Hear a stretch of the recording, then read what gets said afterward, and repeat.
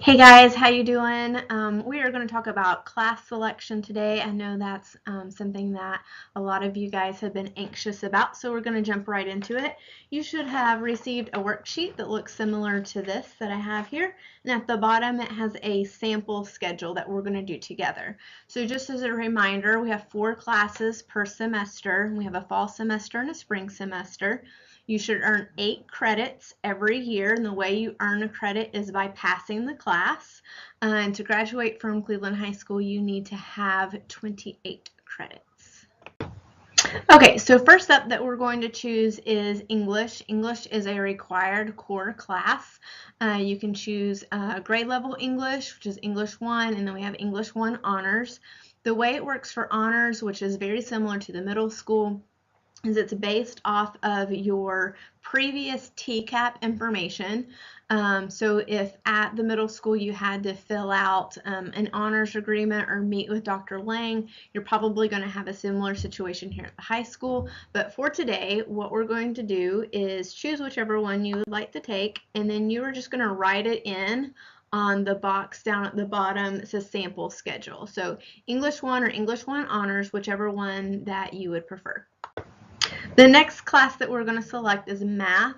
A lot of your math classes I am going to pre-select for you. Again, it's based off of your TVOS data, which is your old TCAP data.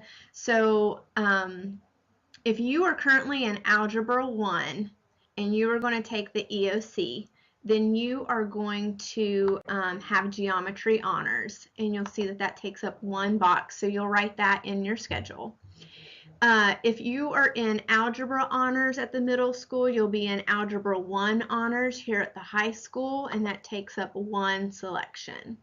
If you're in pre-algebra right now at the middle school, you're going to have algebra for a year, and that's because algebra is such an important foundation for the upper level math classes. We want to make sure that you have a good foundation of that. So the first class you will take is called Foundations of Algebra, and the second class in the spring that you take will be Algebra 1. So there's 3 options. Don't get too worked up about which one you're going to be in. Most likely I'm going to select all of your math classes for you based off of that data, and then we can make changes if needed. All right, our next core class is science. There are 2 options for 9th graders to take in science. There's physical science, which is grade level science. Physical science has a lot of information that you're going to need for the ACT part of the science part of the ACT. And we also have Chemistry 1 Honors. Again, the Chemistry 1 Honors is based off of TVOS data. You have to have an 80th percentile or higher in science. And so it takes up 1 block. So you'll either write in physical science or you'll write in chemistry, whichever one that you would prefer. Everybody in the state of Tennessee has to take wellness, and wellness is half PE and half physical activity. We have 2 different types of wellness classes. We have wellness females and wellness males, so you are split up by gender. But we also have wellness weights, and this is for our athletes. In wellness weights, you will have physical activity, but it is definitely more strenuous than the regular wellness class. So whichever one you would prefer, wellness or wellness weights, you are going to write that in on your sample schedule worksheet. Okay, so one of your other requirements that you have to take is a fine art. And a fine art is something like band, choir, art, theater, and we also have a class called Survey of Fine Art. So I'm going to go over, this can get a little complicated, so I'm going to slow it down just a little bit. If you're in band and you're planning on being in band at Cleveland High School, you have marching band is in the fall, so on your sample schedule you'll write in marching band. If you want to be in marching band, you have to also be in concert band, so you can write in concert band in the spring. If you want to only do concert band, you can do that as well. So that would be your fine art if you're in band. If you're planning on auditioning for a choir, choir is a year-long class. So if you'll notice, I put choir in the fall, and then I also put choir in the spring. So if that's something that you're planning on doing, choir is a year-long class, and that also counts as your fine art.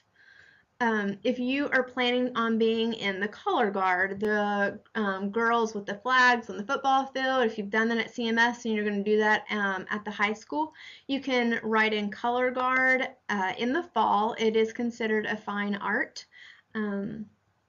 Some of our other options that we have are Art 1 and Theater 1, and you'll notice they're just one semester. These classes, the reason I put the asterisks by them is because they're very hard to get into. We only have one teacher in art and theater, and so those classes get full very easily. For ninth graders, most of you are going to take a class called Survey of Fine Art. That was not pretty. Sorry about that. Survey of Fine Art is a class where you will learn about different types of music, different types of art, different genres. Sometimes like you'll listen to different types of music, or you have to bring in something that you have found and share it with the class. I've seen kids do music videos out in the hallway. I have heard opera singers, like they've had singers come in and actually break crystal with their glass. So it's a pretty cool class. All that to say is if you choose art or you choose theater and you don't get in, then you're going to be in Survey of Fine Art. So as you can see, our schedule is getting pretty full of a lot of required classes. Social studies, you actually do not have to take a social studies class your freshman year, but you can elect to take a social studies class. We have a class called AP Human Geography. It is an honors level class. Usually if you are in honors level English, we really encourage you to take the AP Human Geography. If you are interested in being an AP scholar, if you're interested in taking like the harder level classes, the college classes, we'd really encourage you guys to sign up for AP Human Geography. 70% of our kids passed the national AP exam for human geography, and what that does is it gives you college credit. So as a ninth grader, you have the potential to go ahead and be earning a college level course.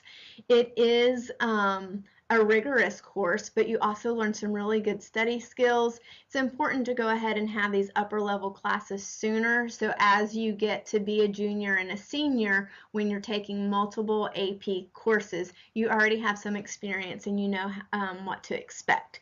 So if you want to take AP Human Geography, you can just fill that in on your schedule and write that in. Now, any blocks that you have left open, a lot of things are required, and you'll go ahead and see that now. So if you look at your sample schedule and you have your English, you have math, you have your science, you have wellness, you've picked your fine art, if you decided to do human geography or not, if you have any empty boxes down here at the bottom, they can be filled up with what we call CTE, which is Career Technical Education classes. I've listed the ones below for that freshmen can take. And on the back sheet of your worksheet, I actually put the descriptions for you, so I'm not going to read through those. Read through those on your own time, and then you can fill out what you would like. Next week, Tuesday, March 28th, I'm going to be doing a very similar activity with your parents on our 9th grade information night. So if you can't make it, you can take this home. You can turn on the YouTube video. I would really encourage you guys to come. I'm going to have some athletic booths set up for you. I'm going to have culinary and criminal justice and some of our CTE classes set up. We also have some of our clubs that are coming as well to show you some of the things that you can get involved in. Choir will also have a booth, and you'll be able to get some information about when auditions are and those sort of things. So I hope to see you guys on Tuesday, March 28th. If not, make sure that you check like the YouTube site and make sure that you know which classes that you want to take. On Wednesday, April the 5th, I will be at CMS. We will log into PowerSchool and I will walk you guys through actually selecting your classes and answering some questions. And then after TCAP, which would be like after May 5th, we'll start planning for you guys to come over to CHS. I will bus you guys over here and we will take a tour of the school and answer any questions that you have from there. So I hope you learned a lot today, and I will see you guys later.